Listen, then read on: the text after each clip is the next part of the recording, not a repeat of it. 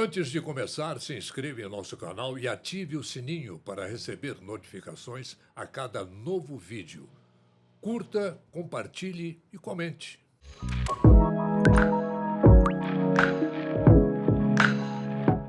Olá, estamos chegando com mais um Doses de Saúde, aquele nosso bate-papo semanal, quando discutimos as questões mais diversas relacionadas à nossa saúde, ao nosso corpo. Alguns problemas relacionados à nossa saúde atingem, de certa forma, mais profundamente a mulher. Esse é um dos casos que nós vamos discutir hoje aqui em nosso Doses de Saúde. Infecção urinária e incontinência urinária. Nós recebemos aqui, em nosso programa, a doutora Gisele Martins, uroginecologista, doutora Eliane Espíndola, ginecologista. É um prazer muito grande ter vocês duas aqui conosco. É um prazer e uma honra muito grande. Muito obrigado por terem aceitado o nosso convite. Doutora Eliane, a infecção urinária é uma condição médica causada por bactérias, vírus, fungos ou outros micro-organismos que penetram o sistema urinário, se multiplicam dentro dele e geram alterações como as inflamações. Sim, Orley. Primeiro eu que agradeço, é uma honra, né? Porque a gente tem essa missão de informar, essa obrigação de informar, e especialmente com amigos aqui, o Orley e a Gisele. Então, é uma honra e uma alegria minha. Realmente, a gente tem que lembrar, então, um pouquinho, antes de falar da doença, dessa prevenção à saúde. Então, lembrando que a mulher ela tem algumas peculiaridades, inclusive na anatomia feminina. Então, a mulher ela tem especialmente uma uretra mais curta que o homem, ela tem uma contaminação vaginal normal por bactérias que fazem parte, inclusive, da defesa, né, da vagina, da flora bacteriana normal que ela tem que ter, porque faz uma prevenção. A invasão de outros patógenos que são doença. Então, essa anatomia feminina, ela já predispõe a mulher a ter algumas afecções que o homem tem com mais dificuldade. Então, a uretra curta, a contaminação normal, outros momentos que também vão mudar muito isso, especificamente a gestação vai mudar esse ambiente vaginal. A menopausa vai mudar esse ambiente vaginal. Momentos durante a vida da mulher, como, por exemplo, outras infecções mais não direcionadas à parte ginecológica, mas que vão influenciar na imunidade feminina. Então, lembrando disso, a gente tem que falar para essa mulher cuidar da vagina, cuidar da parte ginecológica, com mais atenção, inclusive, do que o homem. Né? Essas afecções elas ocorrem com grande frequência. A partir de que idade que a mulher começa a ter esse tipo de problema? A infecção, ela não necessariamente ela está ligada somente à idade, né? Embora a gente tenha, em alguns momentos, mais predisposição. Então, desde criancinha, né, pequenininha, tenra idade, a criança até recém-nascida, ela não está livre de ter uma infecção urinária. E a gestante, ela tem muita infecção urinária, ela tem uma predisposição aumentada em relação, inclusive, à mulher que não está grávida.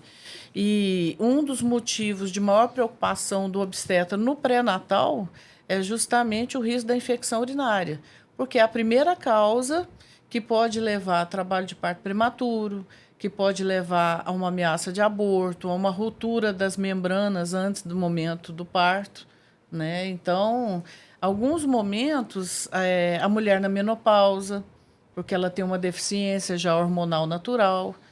Então, em todas as idades, ela pode ter essa infecção urinária.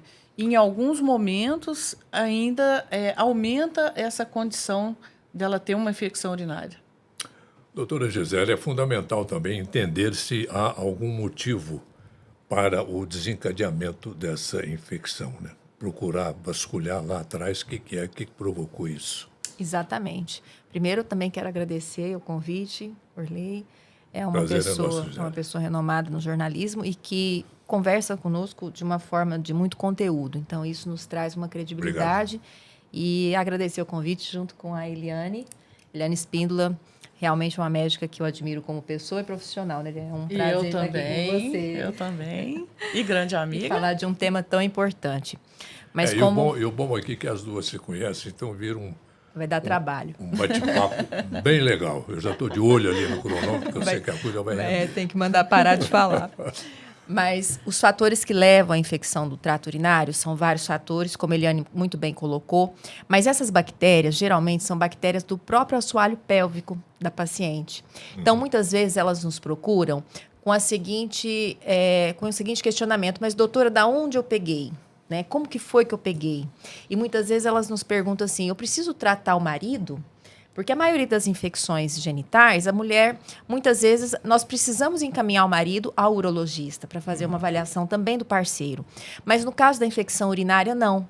Geralmente são bactérias da própria região do assoalho pélvico, principalmente bactérias intestinais. Tem uma bactéria muito comum, que quem já teve infecção de urina pode até lembrar dessa bactéria, chama Escherichia coli.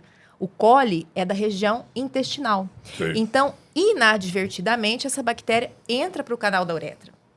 Um dos principais fatores de risco que pode levar a essa ascendência da bactéria para o trato urinário é a relação sexual. Então, é muito importante a mulher urinar depois da relação sexual. Já tem vários estudos que mostram que se ela urinar, fazer uma micção prolongada, tomar bastante líquido, urinar uma vez, 2 vezes, ela diminui até 50% o risco de infecção urinária. Porque no ato sexual, sem querer, mecanicamente, a relação sexual leva sem querer a bactéria para o canal da uretra. Microtraumas, né? Microtraumas, né? O ato repetitivo. Por exemplo, nós temos uma patologia que se chama cistite de lua de mel, que é quando a mulher tem a relação sexual mais frequente na lua de mel, né? E muitas vezes, quando viaja com o marido, quando tem uma relação mais frequente, casais que moram em cidades diferentes, quando se encontram, aí tem uma frequência maior de relação sexual, né? Tem mais condições de ter uma frequência maior. Nesses casos, a mulher tem uma chance muito grande de fazer infecção de urina. Interessante. E nós colocamos que se a mulher tiver 2 ou mais episódios de infecção de urina num período de 6 meses, ou 3 ou mais num período de 1 ano, ela tem um quadro de infecção de trato urinário de repetição, que aí a estratégia, a abordagem, ela é de um tratamento mais prolongado. Tem uma pergunta. A mulher que usa aquele contraceptivo, o DIU, ele pode ter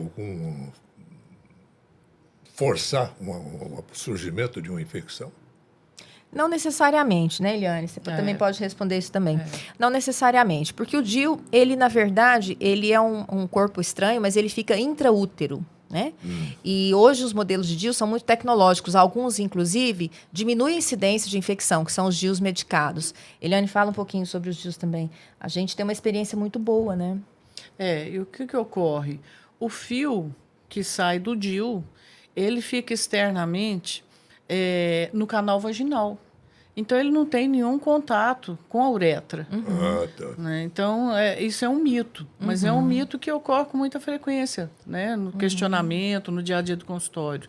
Agora, muito importante que a Gisele bem lembrou aqui, às vezes a paciente ela vai no consultório por um sintoma urinário, né? A infecção urinária ela não é um problema que você trata o casal.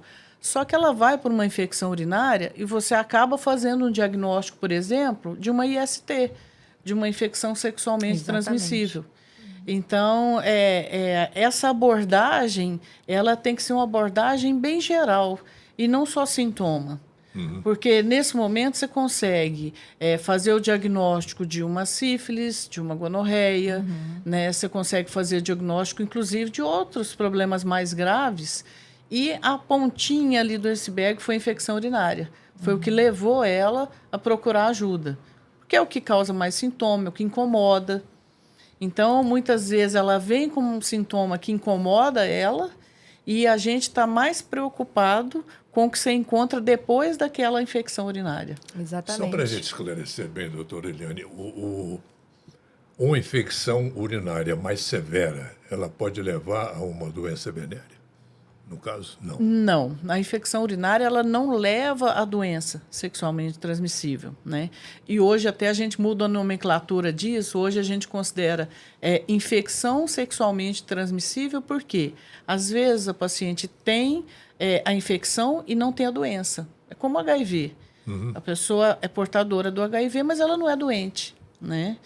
Então, não leva necessariamente, mas vamos dizer que seja uma porta de entrada para um diagnóstico que você pode fazer quando você avalia a condição de saúde dessa mulher, o que predispôs a ela estar doente, e aproveita o momento para fazer um diagnóstico de um câncer de colo de útero, aproveita o momento para fazer exames de infecção sexualmente transmissíveis, um nódulo de mama, que às vezes ela sabia, não procurava, ou ela não sabia que tinha aquele nódulo de mama. Né? Daí a importância de evitar a automedicação. Sim. Então, na presença dos sintomas, procurar o médico dela de confiança. É uma infecção importante, tem a avaliação especializada, porque por trás daquela infecção, a gente pode ter uma oportunidade de descobrir vários motivos, né, para ela estar com aquilo. Ainda em relação ao DIU, você colocou uma situação interessante, porque, na verdade, não é o DIU que causa, mas o DIU, por que chamou a atenção? Porque o DIU ele é um método contraceptivo de planejamento familiar muito seguro. Hoje, ele é seguro, tecnológico, tem uma altíssima eficácia, e a mulher pode se sentir mais livre para a relação sexual e ter mais frequência. E aí ela entra naquele quadro de que o aumento da frequência desencadeia mais infecção de urina, né? Pode desencadear. Então, é nesse sentido que eles podem ter relação.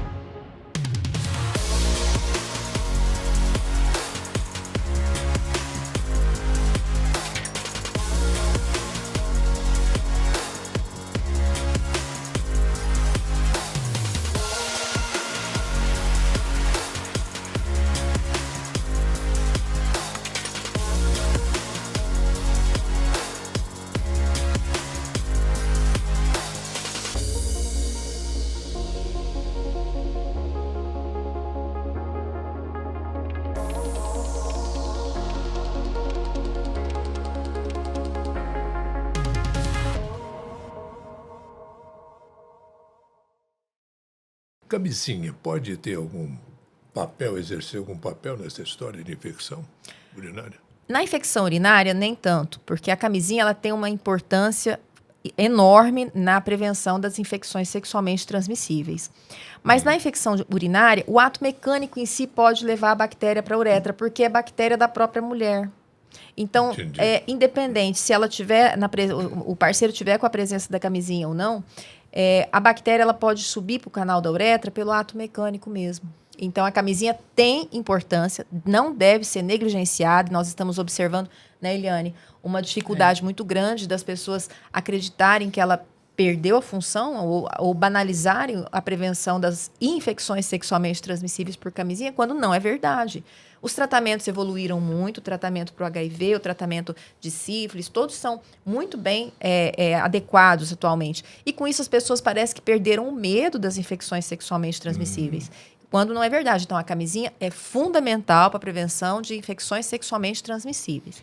Especificamente na infecção de urina, é que ela pode não exercer aquele papel que a gente espera. E é tão importante lembrar disso que até a década passada, ou antes, a gente percebia muito campanhas priorizando, falando o uso preservativo como uma proteção. Hoje, a gente não vê muito, né, essa importância.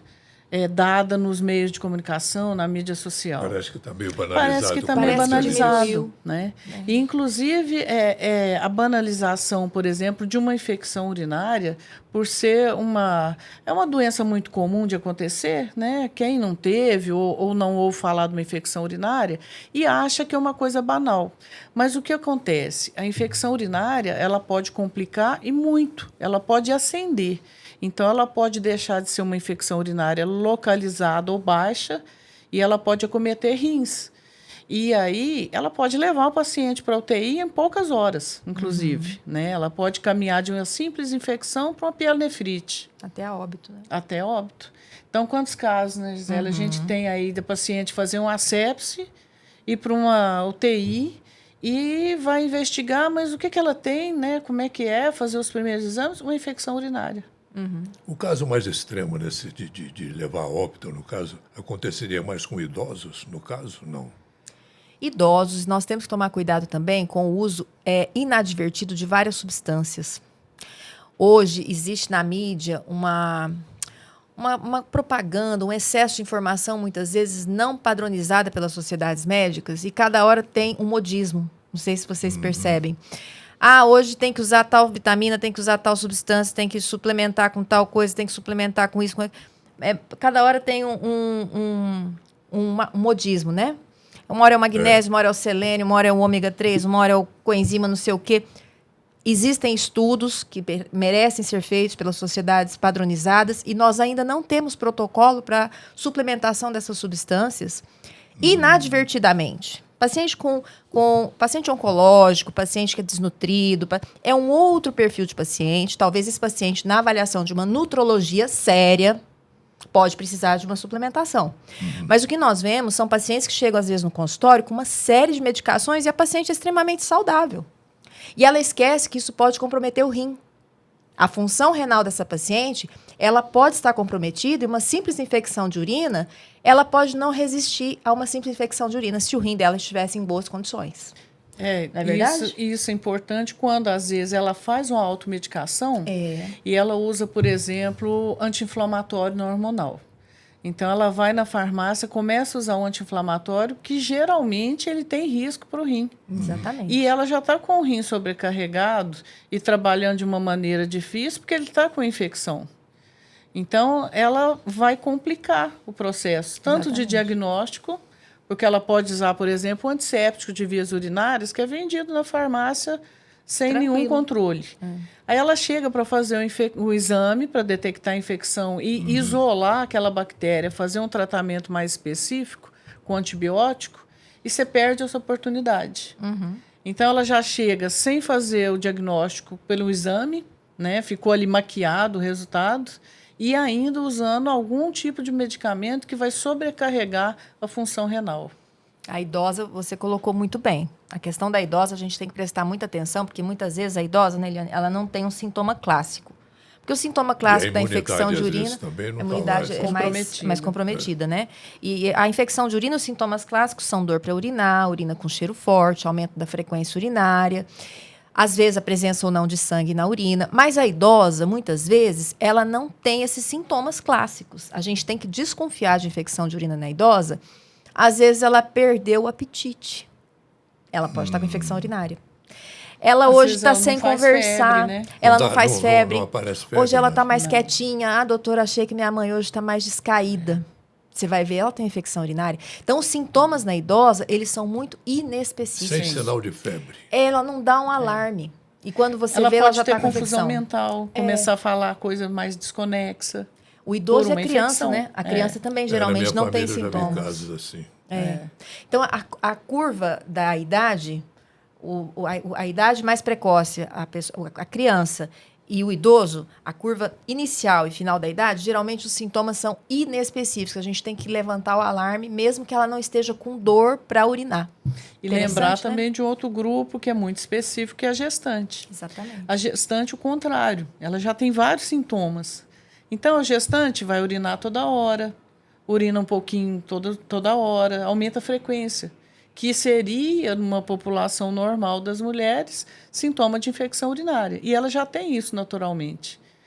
Então, a gente tem, por exemplo, 5% das grávidas com uma infecção urinária sem sintoma, que pode levar a uma ameaça de aborto, pode levar a uma ruptura precoce das membranas, um trabalho de parto prematuro. Exatamente. Voltando ao suplemento, a gente vê aí na internet, nos Instagram da vida, um massacre, né, de whey, de proteína, de creatina, disso, daquilo. A creatina, ela é muito prejudicial para os rins, por exemplo? Nada, eu gosto daquele provérbio, tudo lhe é permitido, nem tudo lhe convém. Então, não é para todo mundo. O que precisa ser feito? A pessoa que quer uma suplementação para esporte, ela tem que ter uma alimentação saudável. Não se fala mais em frutas, verduras, se fala em comprimidos. Não é? Eu pergunto para o paciente, você foi no nutrólogo, ele te orientou alguma alimentação ou só suplementou com medicação?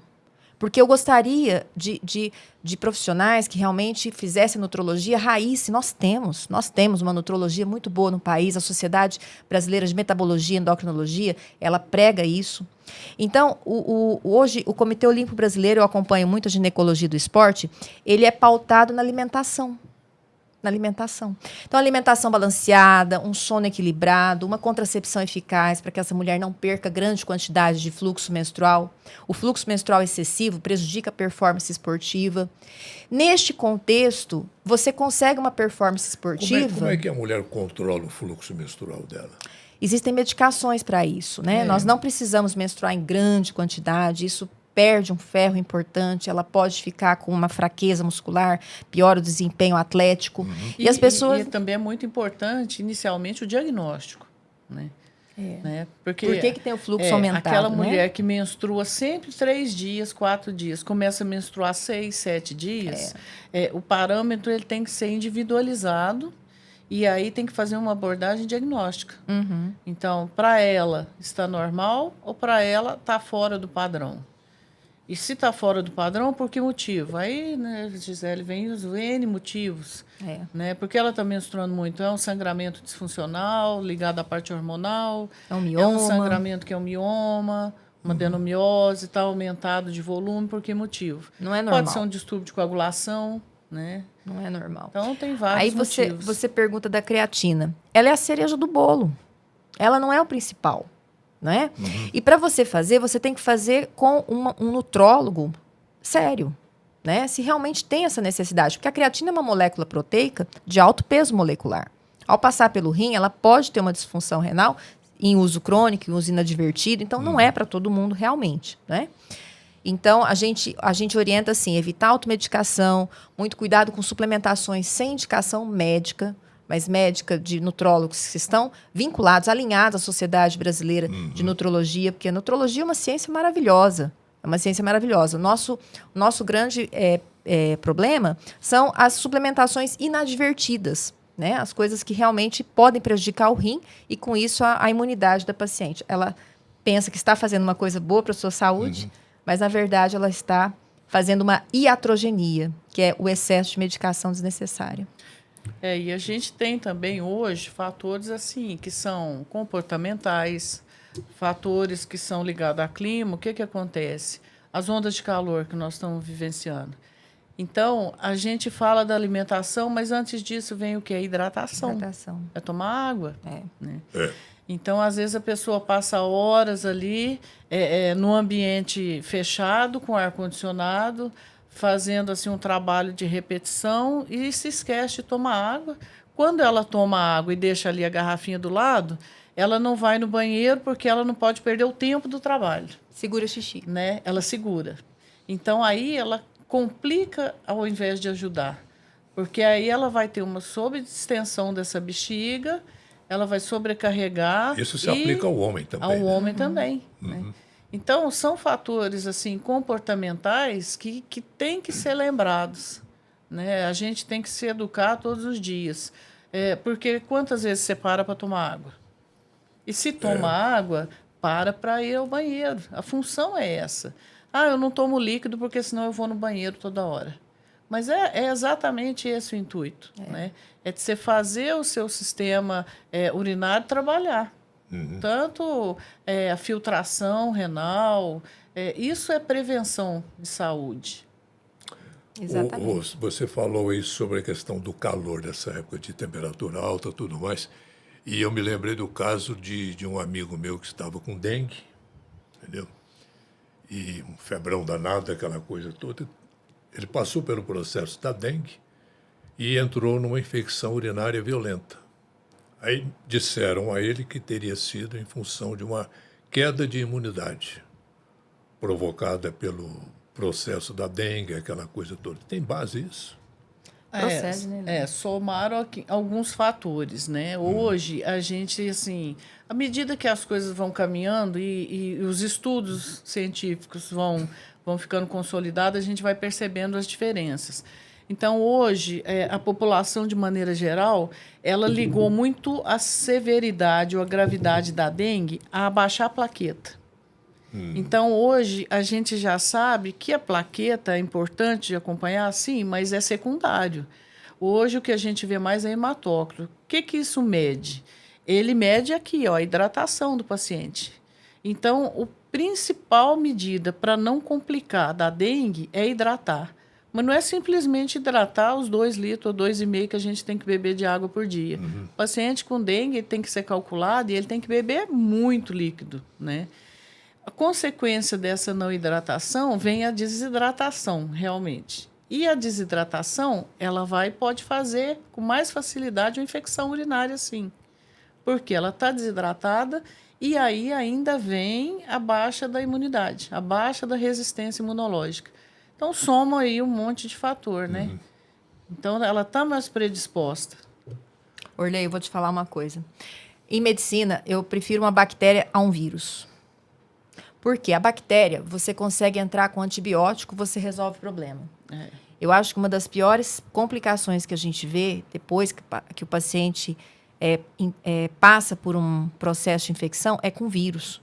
Então, o vírus da dengue, o vírus da Covid... O fungo, né? Fungo também é muito complicado. Eu falo que bactéria é do bem e o vírus é do outro lado. Porque o vírus, ele faz uma alteração imunológica, uma alteração, que Eliane falou, uma alteração de desidratação, que a convalescência dessa paciente é muito mais dificultada. O vírus pode fazer encefalite viral. Né? Encefalite viral. Você passar por uma dengue, um processo grave de desidratação, fazer uma insuficiência renal por uma desidratação. A bactéria, você mata a bactéria. Você dá um antibiótico, você mata a bactéria. Em 72 horas, você matou a bactéria se entrou com o antibiótico correto. Em qualquer caso, a bactéria é mais fácil de lidar. O vírus, não. O vírus, ele tem mutações. Eu falo que o vírus... Eu tenho mais medo de vírus que bactéria. Você veja, por exemplo, a chikungunya. O paciente teve a chikungunya, 3, 6 meses depois, ela está com dor muscular ainda. Ela está com fraqueza, com astenia. Né? Então, e isso fica ali perpetuando uma situação de comprometer a imunidade.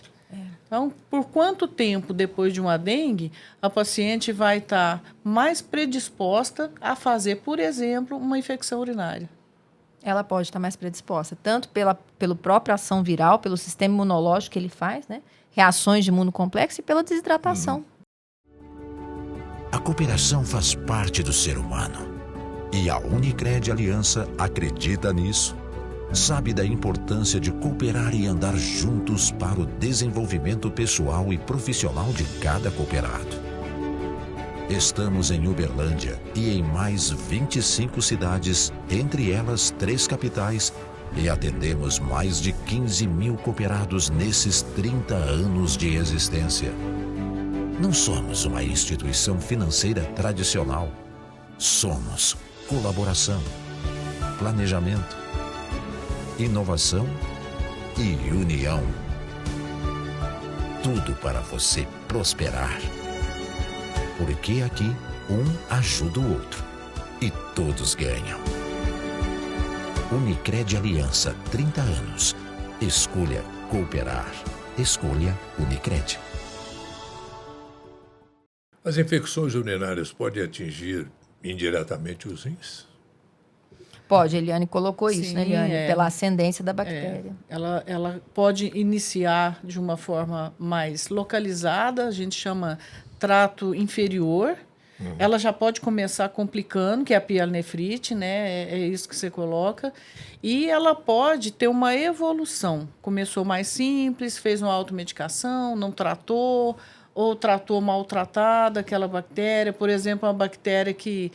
eu vou usar esse medicamento aqui porque eu já tive infecção várias vezes e eu uso, ele resolve. Então, ela vai no balcão da farmácia, consegue, de alguma maneira, comprar um antibiótico, que a gente sabe que isso acontece, e ela faz um tratamento que daquela vez não foi eficaz.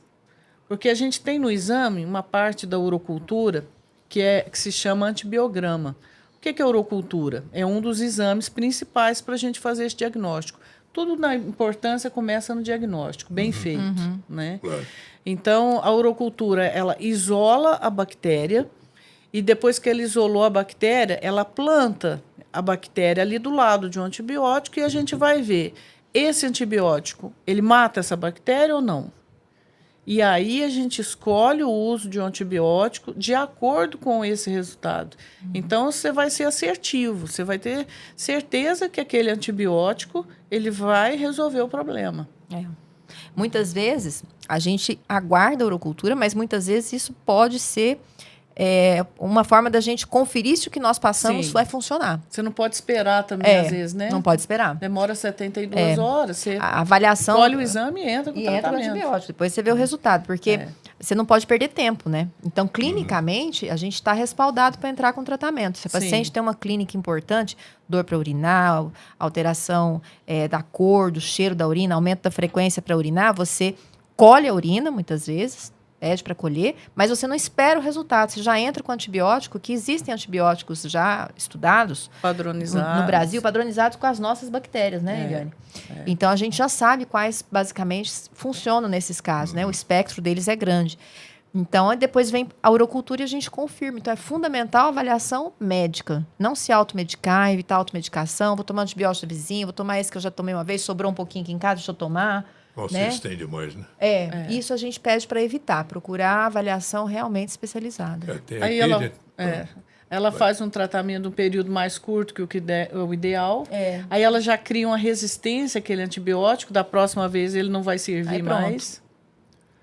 Porque às vezes o médico recomenda ali um tratamento de 2 semanas, 14 cápsulas, 14 comprimidos, sei lá, e o cara toma 5, 6. Melhora. O sintoma passou. Geralmente, com 80% do tratamento, a paciente pode melhorar, mas aí a importância da gente reiterar para fazer o tratamento corretamente, não parar exatamente quando melhora. A ideia é ela realmente melhorar rapidinho, né? Mas terminar o tratamento certinho para realmente eliminar qualquer colônia de bactéria que pode ficar ali aderida. Inclusive, isso é importante, né, Angélia? Eu estou melhorando ou eu não estou melhorando com esse tratamento? Geralmente, a gente tem um tempo de 24 a 48 horas para observar. Se você percebeu que não está caminhando bem, avisa. Olha, eu estou tomando antibiótico, mas acontece que ainda assim, eu estou aqui com uma fraqueza, a febre não melhorou, o estado geral está ruim, a gente chama inapetência, né? A perda de apetite. Então, não está caminhando bem. Esse prazo, ele tem que ser reavaliado. Porque pode cair nessa bactéria que, por exemplo, não respondeu àquele antibiótico. Você achou que ia funcionar, e vai complicando. Né? É como a doutora Gisele disse, né? Hoje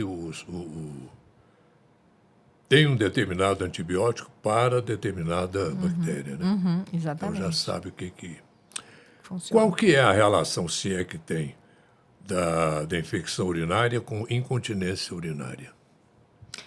Incontinência urinária é qualquer perda urinária. Então, a paciente tem uma perda involuntária de urina, ela não percebe a perda, ela não tem vontade de urinar e, de repente, ela tem a perda.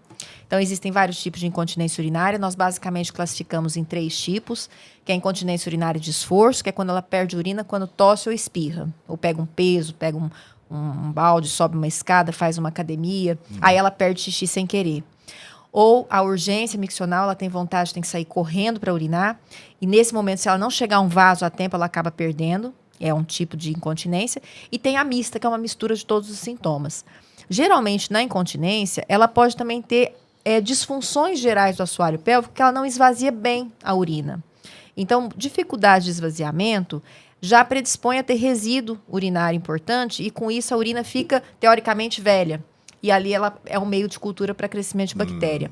Ou muitas vezes na infecção, na incontinência urinária, ela está indo várias vezes ao banheiro e ela está tendo que ter aquela manipulação de higienização que também predispõe. Então, existe relação. As patologias urinárias, elas são muito interrelacionadas. Ela pode ter essa relação. Tem tratamento assim que cura, vamos dizer, esse problema?